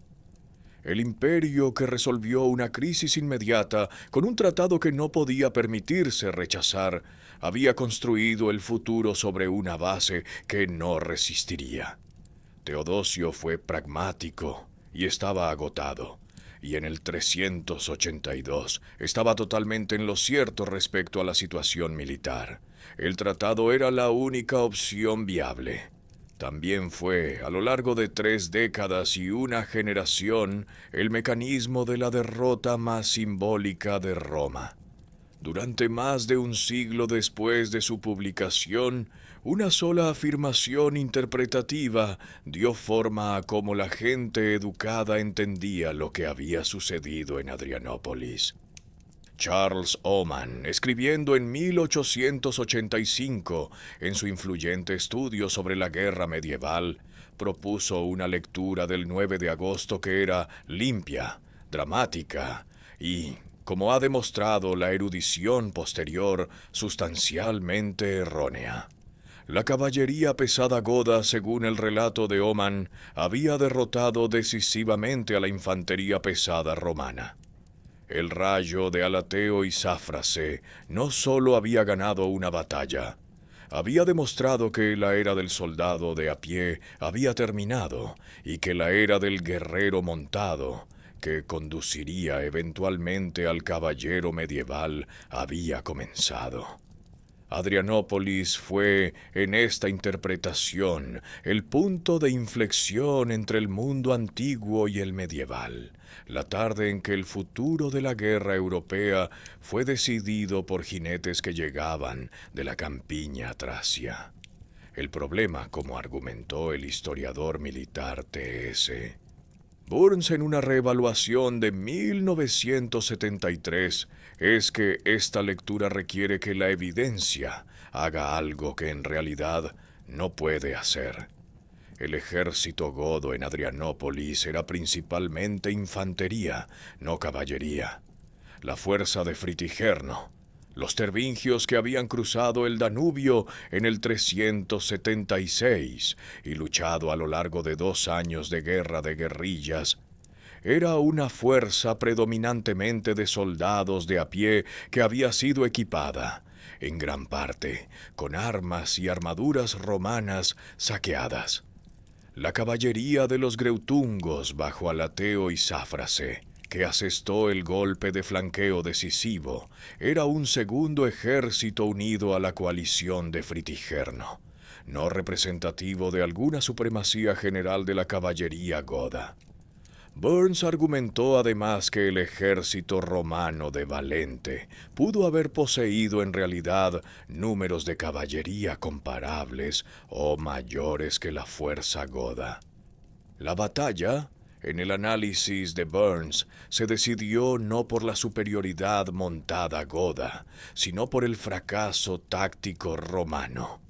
El error de inteligencia que dejó al ejército desprevenido ante una fuerza que no había contado. El agotamiento que había degradado a las tropas antes de llegar al campo. El despliegue incompleto que dejó el flanco expuesto y la ausencia de la caballería del ala izquierda en el momento en que llegaron los greutungos. Los historiadores militares modernos siguen en gran medida a Burns más que a Oman. El artículo de Wikipedia sobre la batalla de Adrianópolis, sintetizando el consenso académico actual, señala explícitamente que las obras académicas más recientes coinciden mayoritariamente en que los ejércitos tenían tamaños similares, que la infantería goda fue más decisiva que su caballería y que ni los romanos ni los godos usaron estribos hasta el siglo VI. Los estribos fueron introducidos en la guerra europea por los ávaros aproximadamente 200 años después de Adrianópolis. Cualquier relato de esta batalla que acredite a la caballería goda el uso de estribos está describiendo una batalla diferente de la que ocurrió, lo que revela el debate Oman-Burns. Más allá de la cuestión táctica específica, es algo que vale la pena notar sobre cómo la historia militar forma sus interpretaciones. La lectura de Oman es más dramática. Un rayo de caballería marcando el comienzo de una nueva era es una historia mejor que la de unos soldados de infantería, agotados, abandonados por su propio apoyo de caballería, porque su emperador era demasiado celoso para esperar 3 días a su sobrino. La explicación más precisa apunta no al genio militar godo, sino a una cascada de fallos romanos, institucionales, psicológicos y logísticos, que se agravaron hasta volverse catastróficos. Las instituciones militares que estudian esta batalla con fines pedagógicos la estudian precisamente por esto. La explicación más dramática de un desastre militar a menudo no es la más precisa, y la más precisa suele ser más incómoda que la versión dramática porque sitúa la causa no en la fuerza del enemigo, sino en las propias decisiones del perdedor. El argumento de Burns implica algo que merece ser dicho claramente. Adrianópolis no fue inevitable. Los romanos podrían haber ganado o evitado la batalla por completo. 3 días separaban a Valente de los refuerzos que habrían hecho innecesario el enfrentamiento. Un aparato de inteligencia funcional habría encontrado a la caballería de los greutungos. Un ala izquierda que mantuviera su posición habría evitado el cerco. Un comandante no consumido por la envidia podría haber tomado decisiones diferentes en el Consejo de Guerra. Cada variable que hizo que Adrianópolis fuera catastrófica fue una variable romana. Las batallas se recuerdan a través de sus comandantes. Los comandantes se recuerdan si sobreviven lo suficiente para que la historia siga construyendo su relato. Bajo esas medidas, Adrianópolis es una batalla que la historia olvidó sistemáticamente. No porque no fuera importante, sino porque casi todos los que le dieron forma o murieron en el día o desaparecieron del registro antes de que las consecuencias se desarrollaran plenamente. Valente, sin cuerpo, sin tumba, sin muerte confirmada. El primer emperador romano muerto en batalla contra enemigos extranjeros en 127 años yace en suelo, sin marcar en algún lugar al norte de la moderna Edirne, Turquía. Tenía casi 50 años. Había reinado durante 14 años. No dejó otro monumento más que el desastre que creó, e incluso el desastre ha sido, durante la mayor parte de la historia, insuficientemente apreciado. Fritigerno, la World History Enciclopedia, registra que murió alrededor del año 380 d.C., aproximadamente 2 años después de Adrianópolis. Las circunstancias precisas son desconocidas. No aparece en ninguna fuente después de la batalla. El hombre que derrotó al Imperio Romano en su peor momento militar desde Cannas, el comandante que convirtió un campo de refugiados en un ejército de campaña que destruyó al estamento militar romano de Oriente, no tiene muerte confirmada, ni lugar de entierro, ni últimas palabras registradas, ni momento histórico que marque su fallecimiento.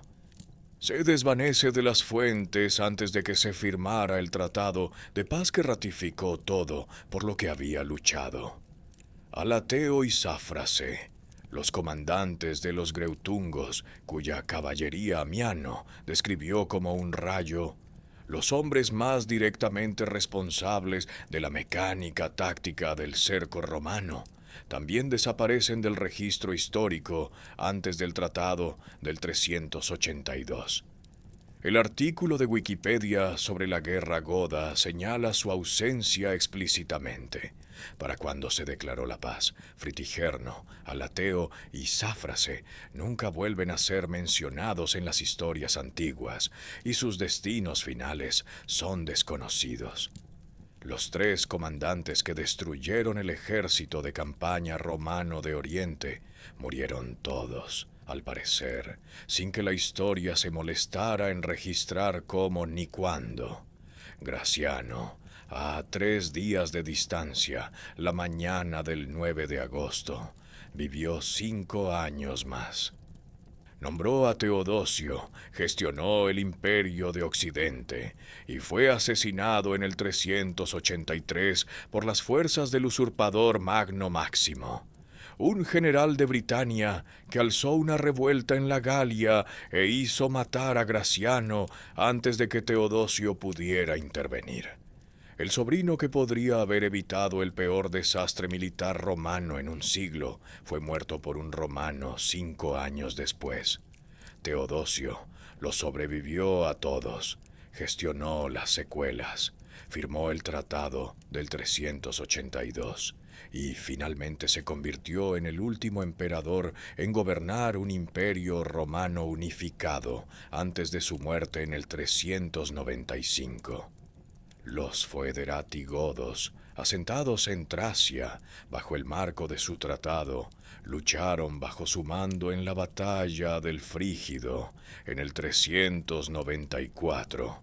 Guerreros godos al servicio de Roma, matando a romanos en nombre de un emperador romano en una guerra civil romana, una generación después de Adrianópolis.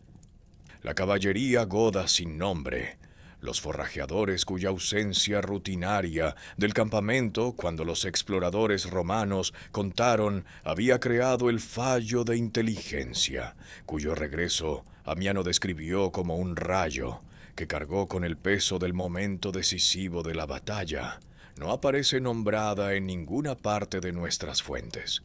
Sus rostros, sus nombres, sus destinos después de la batalla están totalmente ausentes del registro histórico. Ganaron el enfrentamiento más trascendental del siglo IV. La historia los olvidó por completo como individuos, mientras preservaba lo que cambiaron. La victoria inmortaliza las batallas. Olvida a las personas que las luchan. Adrianópolis se recuerda. Fritigerno apenas se recuerda. La caballería goda que llegó del campo no se recuerda en absoluto.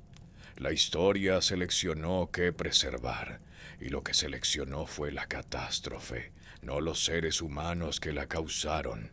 La sobrevivieron o murieron en ella. Pregunte a 100 estudiantes de historia el nombre de la batalla que más directamente contribuyó a la caída del Imperio Romano de Occidente.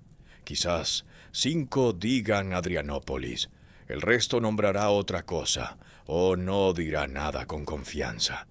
La batalla que mató a un emperador reinante destruyó 2/3 del ejército de campaña romano de Oriente, creó el precedente legal que produjo el saqueo de Roma y destrozó el mito fundacional de la invencibilidad militar. Romana es uno de los eventos históricos mundiales menos conocidos del mundo antiguo entre el público general. Y las razones de su relativa oscuridad siguen patrones que se repiten en la historia, de cómo las batallas se recuerdan u olvidan. El problema de la fuente única es el más fundamental. Amiano Marcelino proporciona el único relato contemporáneo detallado de Adrianópolis. La crónica de Juan Malalas la menciona brevemente. El historiador eclesiástico siriaco Zacarías Retórico anota la existencia del conflicto. Pero ninguna segunda voz proporciona el tipo de corroboración detallada e independiente que hace que el registro histórico de una batalla se sienta estable y multidimensional. Amiano estructuró toda su historia superviviente. 18 libros que cubren los años 353 al 378, para culminar en Adrianópolis. La trató desde la arquitectura de su obra como el punto más allá del cual la Roma que él había conocido ya no existía. Esa elección fue deliberada y estructuralmente significativa, pero también significa que todo lo que sabemos sobre esta batalla en detalle proviene de un solo hombre, escribiendo en latín en Roma en la década de los 390, con sesgos específicos sobre el emperador que estaba describiendo. Esos sesgos agravan el problema. Valente era un cristiano arriano en un imperio donde el cristianismo católico era dominante, y los historiadores católicos eran los principales preservadores de la memoria histórica. Los estudiosos han señalado, como registra la evaluación de EBSCO Research Starters sobre la batalla, que el arrianismo de Valente lo hizo profundamente impopular entre los historiadores católicos y que la naturaleza calamitosa de su derrota puede haber sido moldeada de forma más oscura en el registro histórico por escritores que tenían razones teológicas para retratarlo como divinamente castigado. La historiografía católica convirtió a Adrianópolis en un cuento moral sobre la herejía recibiendo su recompensa. Los cuentos morales son más fáciles de resumir y descartar que las catástrofes político-militares complejas son de analizar.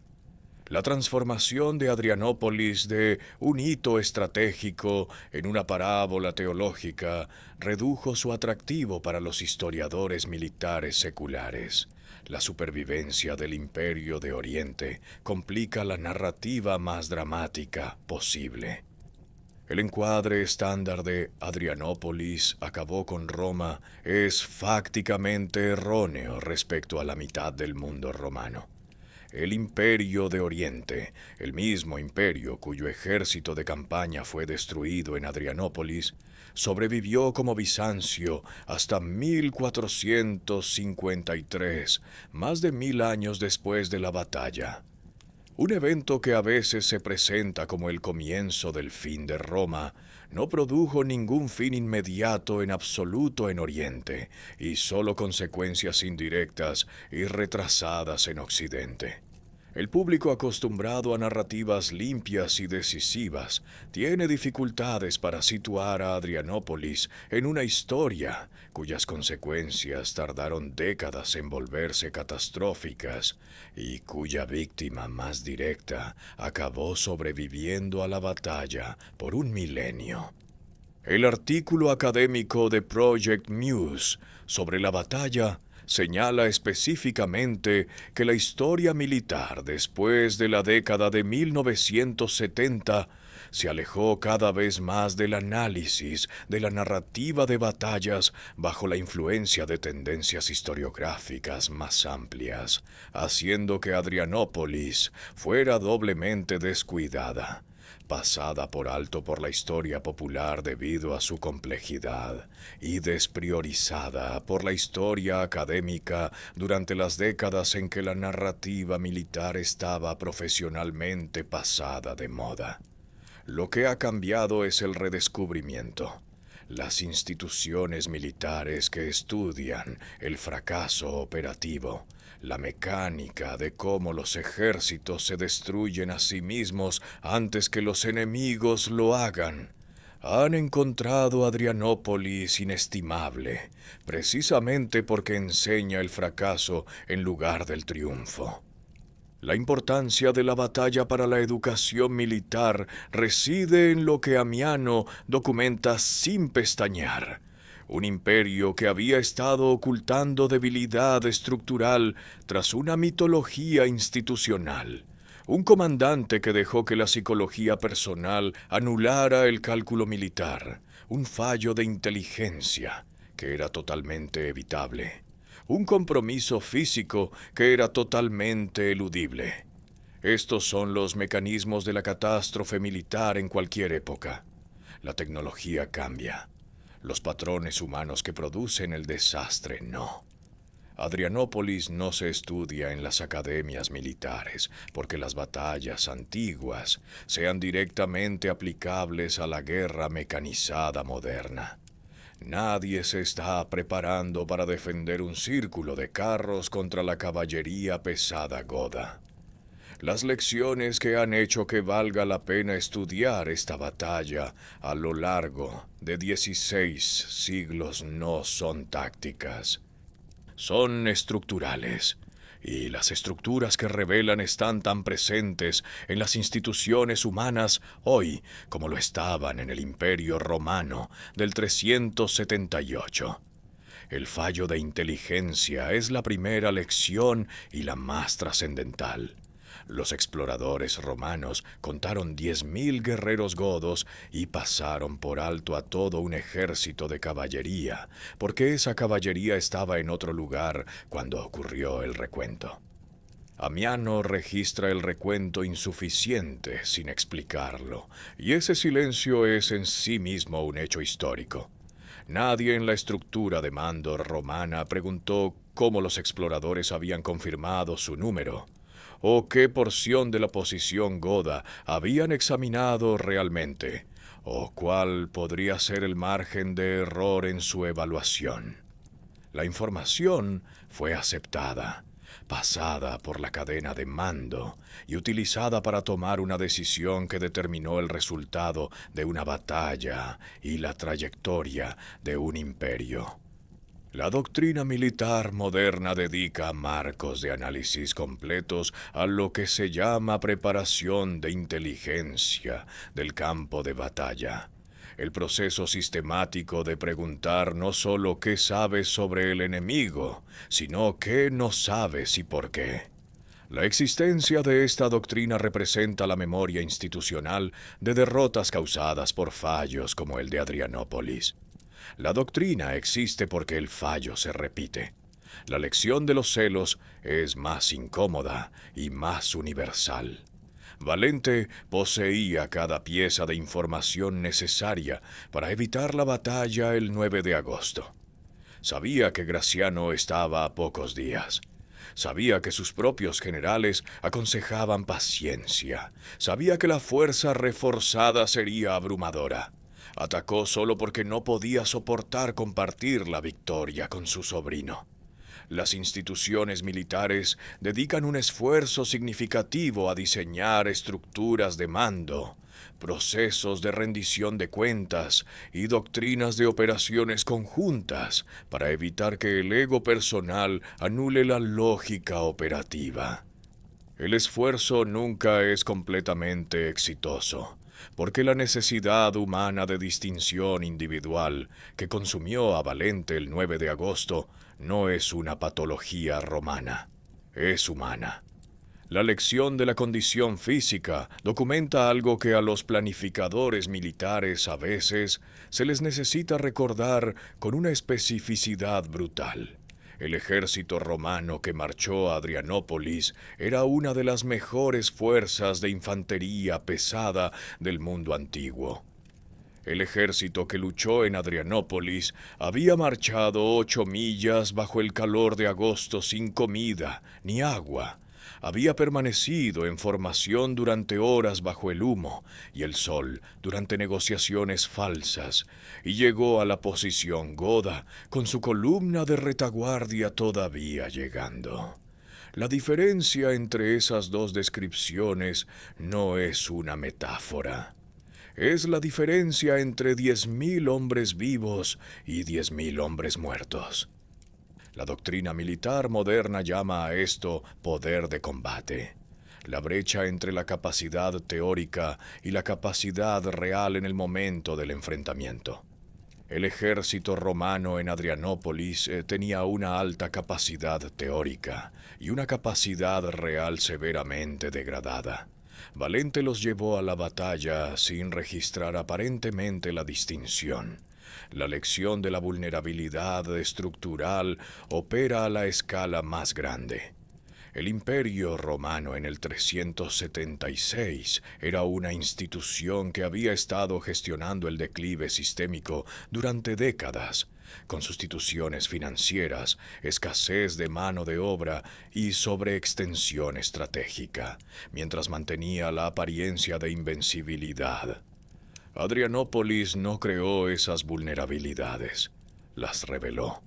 El mito que había estado haciendo el trabajo de la capacidad militar real, la intimidación psicológica que mantenía a los pueblos sometidos en sumisión y a las potencias rivales cautelosas, dependía de que ese mito permaneciera incontestado. Cuando los guerreros de Fritigerno destruyeron el ejército de campaña de Oriente, no solo ganaron una batalla, demostraron que el mito podía ser puesto a prueba.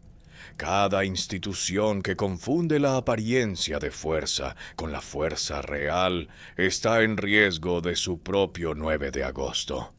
La brecha entre lo que Roma creía ser y lo que Roma era en realidad esa mañana, la brecha en la que Valente se adentró cuando dejó su tesoro tras las murallas y marchó hacia la colina, es el espacio en el que ocurrió Adrianópolis. No es una brecha única de Roma. Es la brecha característica de cada institución que ha dejado de hacerse preguntas difíciles sobre sus propios cimientos y ha comenzado a confiar en el peso de su propia reputación histórica para hacer el trabajo que la capacidad real debería estar haciendo. 1600 años no han cerrado esa brecha. Simplemente han proporcionado más ejemplos de lo que sucede cuando los ejércitos, los imperios y las instituciones dejan de preguntarse si la fuerza que creen tener es la fuerza que poseen realmente. Los hombres permanecían inmóviles. Ahí es donde empezamos, y es donde debe terminar el recuento. Porque todo lo que siguió a partir de ese momento en agosto de 378 fluye de lo que esos hombres eran, de lo que habían hecho para llegar a esa llanura y de lo que el emperador que estaba entre ellos eligió no entender sobre la situación que había creado.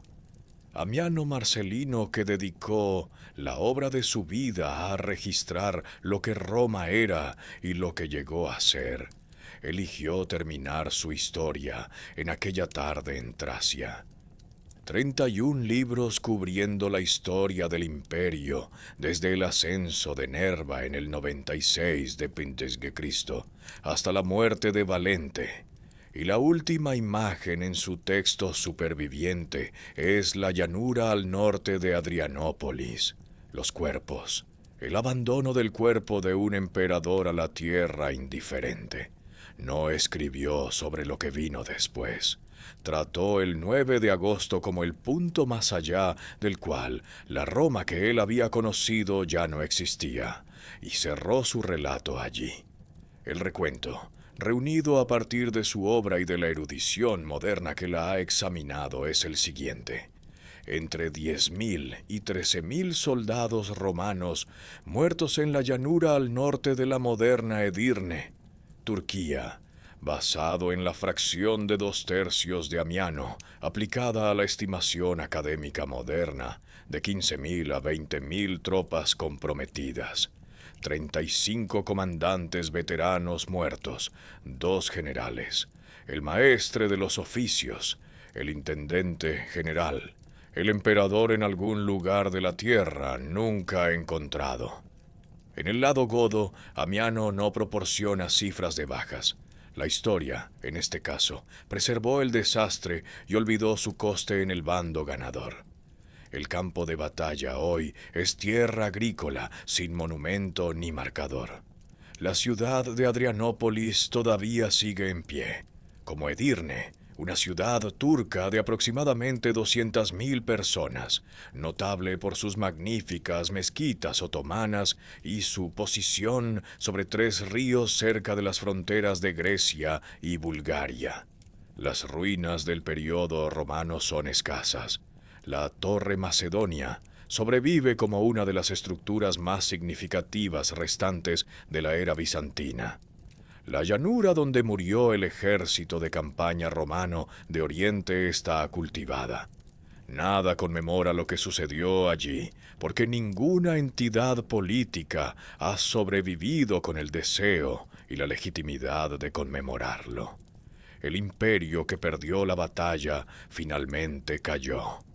El imperio que ganó la batalla nunca construyó monumentos conmemorativos. Y la gente que ahora vive cerca de ese suelo es turca, no romana ni goda, porque la historia se alejó de ambas identidades en los 1000 años que siguieron. Lo que no puede ser borrado por el arado, lo que ha persistido a través de 16 siglos de cambios políticos, es la secuencia de decisiones que Adrianópolis documenta. La codicia de un burócrata. El escape de un caudillo de un asesinato en una mesa de cena. El único acto de temeridad de un emperador cuidadoso. Un fallo de inteligencia que la historia nunca ha explicado plenamente. Una caballería que llegó de un forrajeo rutinario en el peor momento posible para el ejército que encontró. Un cuerpo que nunca fue identificado, nunca sepultado, nunca encontrado. Adrianópolis no mató al Imperio Romano. Reveló que el Imperio Romano ya estaba muriendo, cuidadosamente, administrativamente, ocultando con éxito la evidencia durante décadas. En lo que Valente se adentró el 9 de agosto no fue en una trampa que Fritigerno hubiera diseñado. Fue en una verdad que Roma había estado posponiendo. Los hombres que permanecían inmóviles entre el humo aquella mañana no sabían que estaban de pie en el borde del mundo antiguo. Solo tenían sed. La historia suele ser hecha por personas que no saben que la están haciendo. Adrianópolis, en ese aspecto, no fue diferente del resto de la historia. excepto que en esa tarde en particular las consecuencias de no saber se midieron en el colapso de una civilización que había tardado 8 siglos en construirse.